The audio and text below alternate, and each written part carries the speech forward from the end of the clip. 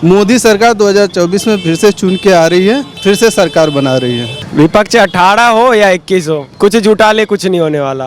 विपक्ष का चेहरा ही नहीं है पहले तो। जनता अभी समझ में आ गया कि हम मेहनत करें, कमाएं, हमें फ्री ने दबा दिया है कि हम आज निकम्मा बन गए। अरे इंडिया 10वीं में था, आज जब 5वीं में आ गया वो दिखता नहीं है। अभी मोदी जी ने कह भी दिए हैं कि 2024 की बात देख लेना कि जो 3 है ना, ये तीनों नंबर में कोई सी नंबर हमारे होगा और ये होगा। जितनी भी पार्टियां हैं घबराई हुई हैं। 2014 में भी महागठबंधन बना था तो उस समय भी जनता ने उनको ठेंगा दिखाया था। 2024 में भी ये बना रहे हैं और इस बार भी जनता ठेंगा दिखाएगी और पूर्ण बहुमत से फिर से 2024 में मोदी सरकार है। मोदी जी का सुशासन का ये देन है कि लोग जितनी भी पार्टियां हैं घबराई हुई हैं, उनको भ्रष्टाचार करने का कोई मौका नहीं मिल रहा है और वो ये चाह रहे हैं कि हम मिल के अगर मोदी जी को हरा देंगे एक बार तो हमें क्या है कि हमें फिर वही जो पहले करते आ रहे थे भ्रष्टाचार और परिवारवाद, हमारे लोग और हम जिस तरीके से करना चाहते थे वो करते थे, तो वो चीज़ें उन चीज़ों के लिए ही जनता का कोई भला नहीं करेंगे, उन चीज़ों के लिए ही ये इकट्ठा हुए हैं और जनता भली भांति जानती है और जनता 2024 के चुनाव में उनको ठेंगा दिखाएगी। बोल चुके हैं मंच पे, जो उनका कार्यकर्ताओं का मंच था अभी मध्य प्रदेश में, उन्होंने ये बोला था कि सरकारें आएंगे जाएंगे लेकिन भ्रष्टाचार पे जो है कार्रवाई नहीं रुकेगी। भ्रष्टाचार से संबंधित जो भी जो है एजेंसियाँ काम कर रहे हैं वो लगातार काम करते हैं। हमें जो है सत्ता में के लिए अपना तुष्टिकरण नहीं करना, भ्रष्टाचार के प्रति जो है कोई समझौता नहीं होगा, कार्रवाई जारी रहेगी। देखिए, यही मोदी सरकार की नीतियां अच्छी लग रही हैं लोगों को और इसी नीतियों के वजह से और सुशासन के वजह से मोदी सरकार 2024 में फिर से चुन के आ रही है और फिर से सरकार बना रही है। तो प्रधानमंत्री बनाओगे, अभी वोट डालते हो क्या कितने उम्र है? नहीं, अभी उम्र नहीं हो। क्या नाम है? अतुल नाम है। अतुल नाम है। क्या पढ़ते हो? हाँ, अभी पढ़ता हूँ मैं। क्या लगता है सरकारें कौन काम कर रही है, प्रधानमंत्री कैसे लगते हैं? मोदी जी तो बढ़िया है। अच्छा, कौन सी सरकार आनी चाहिए? क्या मोदी जी की आनी चाहिए? क्यों आनी चाहिए? क्या काम नहीं किया उन्होंने? सब ठीक ठाक चल रहा है। हाँ, एजुकेशन में सही हो रहा है क्योंकि नई शिक्षा नीति लेके आ रहे हैं वो, और जिस तरह से देश में जो है अपने देश के बच्चों का भविष्य आप सब बदल जाएगा। चाहे इंजीनियरिंग हो, चाहे डॉक्टर ये मेडिकल की पढ़ाई हो, यानी भारतीय भाषाओं में होनी चाहिए। हम अपनी भाषाओं को क्यों विलुप्त कर रहे हैं? हाँ, अपने कल्चर की बात करते हैं। स्कूल में जो है स्टार्टअप के माध्यम से जो है कहते हैं कि नौकरी के भरोसे मत रखो, अपना स्वयं का रोजगार बनाओ। ये सब बातें जो है विपक्ष को जो है नहीं भा रही हैं। वो कह रहे हैं कि मोदी जी को बाहर करना है। क्या लगता है आपको? विपक्ष 18 हो या 21 हो, कुछ जुटा ले कुछ नहीं होने वाला। विपक्ष का चेहरा ही नहीं है पहले तो। एक बात बताना चाहता हूँ मैं, ये जितने भी जो सारे मिलके गठबंधन कर रहे हैं, आप एक चीज देखिए, बिहार और ये दिल्ली, बिहार में भी नीतीश जी सीएम है, दिल्ली में भी केजरीवाल जी सीएम है, यूपी में योगी जी भी सीएम है। ठीक है, ये तीनों अलग अलग पार्टी। यहीं पे ही देख लीजिए, बिहार में हर दिन कितना डायरेक्ट रोडों पे गोली मारा जाता है, कितना चेन से लेके जेब कतरा से लेके कितना बिहार पे आज की डेट में हो रहा है। ठीक, आप दिल्ली में देख लीजिए, आप अकेले कोई भी लेडीज एक चेन डाल के जा नहीं सकता दिल्ली में। क्यों? यूपी में देख लीजिए, आप 1 किलो सोना पहन के भी जाइए, आपको सही सलामत घर पहुंचा देंगे। ये कानून कहां से आया यूपी में और आपका बिहार में क्यों नहीं है? आपका दिल्ली में क्यों नहीं है? आपसे एक डिस्ट्रिक्ट में एक तो राज्य चल ही नहीं रहा, आप पूरे इंडिया को चलाने लगे। जब 10 हमारे इंडिया 10वीं में था, आज जब 5वीं में आ गया वो दिखता नहीं है।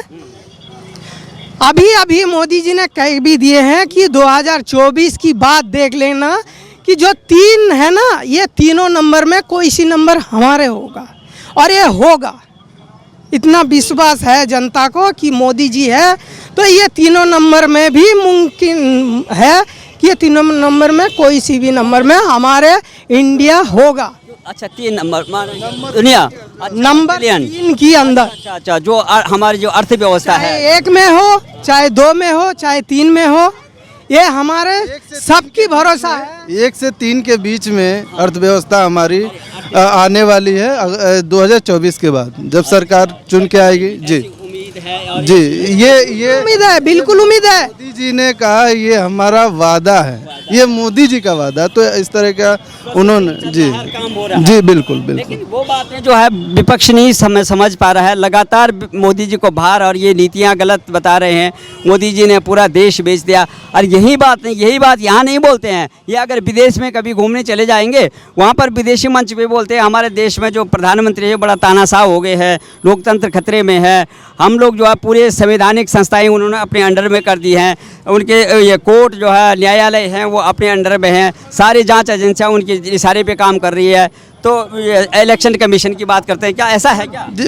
देखिए, जो विपक्ष है, गठबंधन की सरकार है, वो बौखलाई हुई है, क्योंकि इनको 10 साल से इनको कोई घोटाला करने या भ्रष्टाचार करने को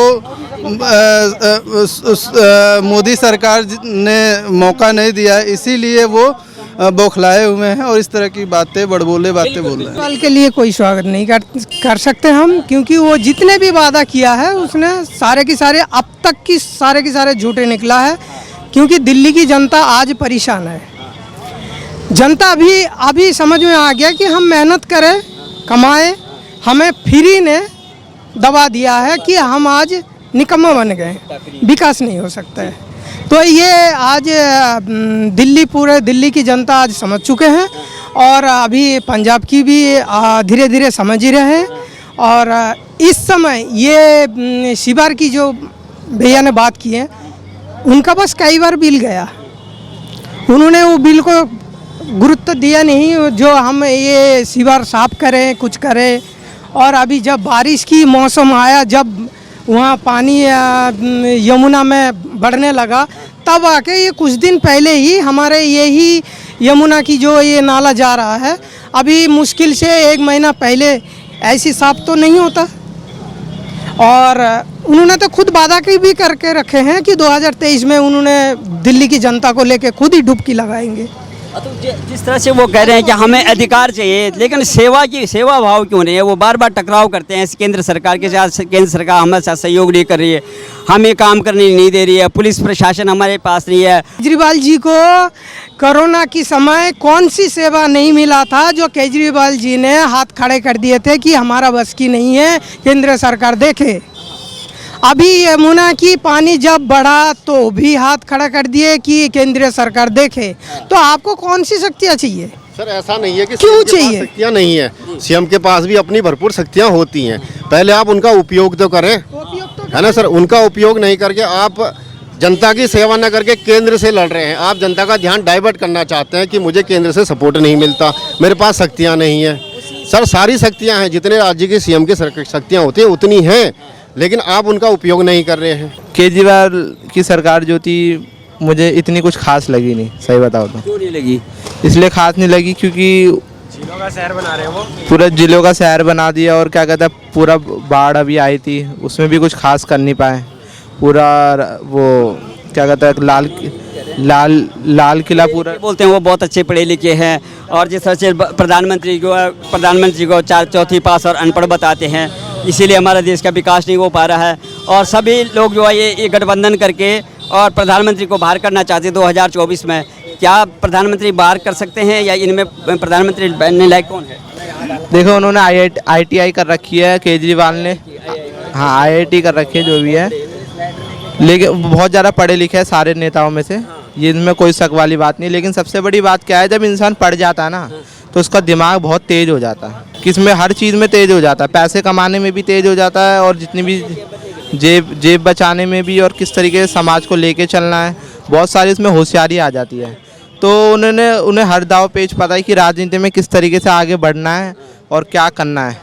इसी वजह से क्योंकि जब वो काम कर रहे थे तो उनके जो है शिक्षा मंत्री जी अंदर चले गए और ये PWD मंत्री और तमाम जो ये PWD भी उनके पास था, आबकारी भी उनके पास था, शिक्षा विभाग भी उनके पास था, वो भी अंदर चले गए, स्वास्थ्य मंत्री अंदर चले गए।